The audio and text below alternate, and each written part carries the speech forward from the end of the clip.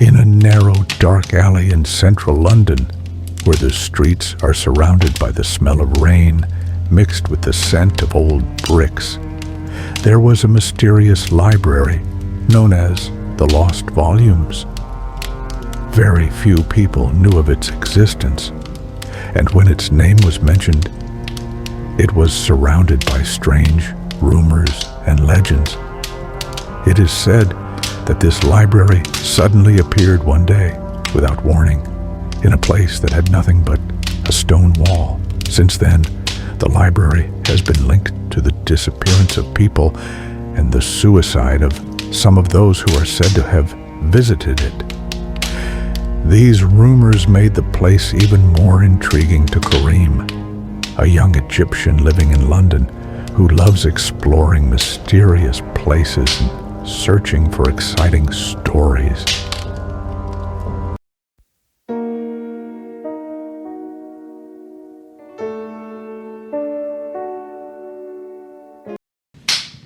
On a typical London morning, as Karim was walking through one of the old neighborhoods, he spotted a worn wooden sign that read, "The Lost Volumes, a world beyond words." His limbs trembled for a moment as he stared at the building.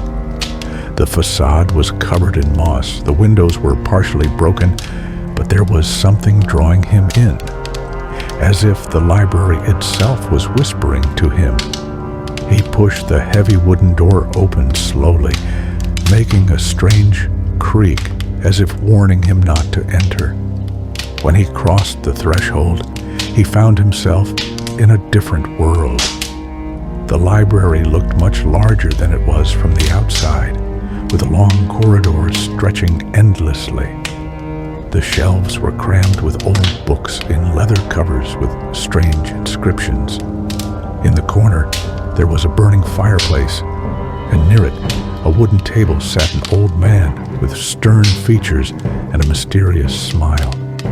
Her hair was snow white, and her eyes were the color of ash. She spoke in a low voice. "Hello, young man. Are you looking for something specific?" Karim replied hesitantly, "Actually, I'm looking for something different. Stories or rare books."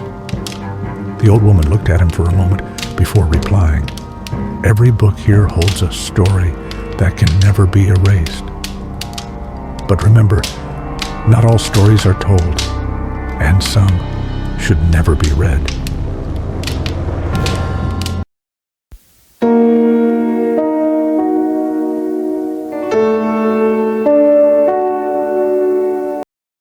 As Karim was wandering through the shelves, a different book caught his attention. It was placed in a secluded corner, covered in a thin layer of dust. Its cover was black leather, and on it was an engraving of a strange creature that looked like a mix between humans and birds. When he held it, he felt a strange feeling, as if the book was coming to life. He opened the book and found the pages empty. But he noticed something strange. As soon as he touched the pages, letters began to gradually appear, as if they were being written before his eyes. The letters were strange, but they soon turned into understandable words, as if the book was speaking directly to him. The book read, "You have crossed the gate. Welcome to the truth that must not be revealed." Suddenly, the library around him began to change. The walls seemed to move, and the shelves grew taller, as if they were rising to the sky. Strange sounds began to echo in his ears, whispers, crying, and evil laughter create a cross-sectional image around the scene.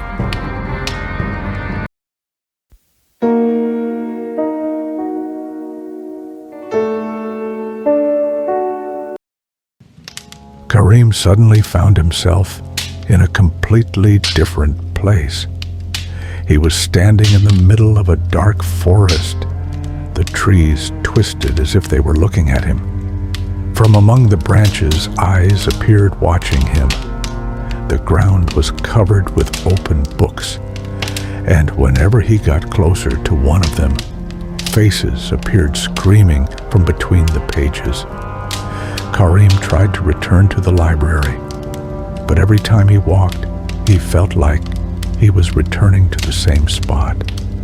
He began to hear voices from the book he was holding, as if someone was trapped inside it, screaming for help. From among the shadows, the old woman suddenly appeared, but this time she was different. Her features had changed, and her eyes had become completely black. She said to him in an angry tone, "You shouldn't have opened that book. Now you own this world."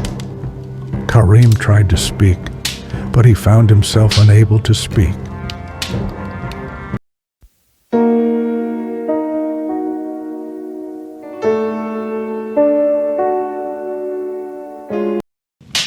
The old woman grabbed the book and pulled it away forcefully.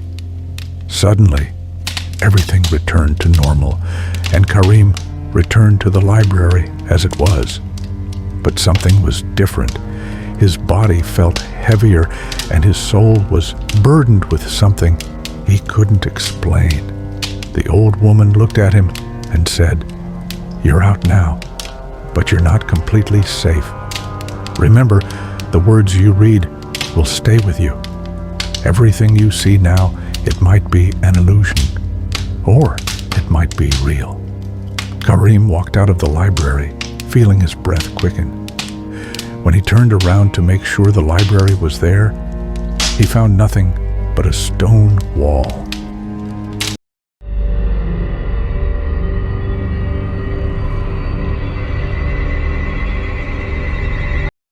Days passed after the incident, but Karim could not forget what had happened. He began to see strange things in the mirror, and strange inscriptions appeared on his body that resembled those on the cover of the book.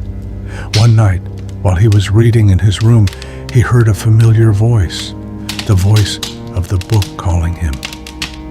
"The gate is not closed yet." Was what had happened just an illusion?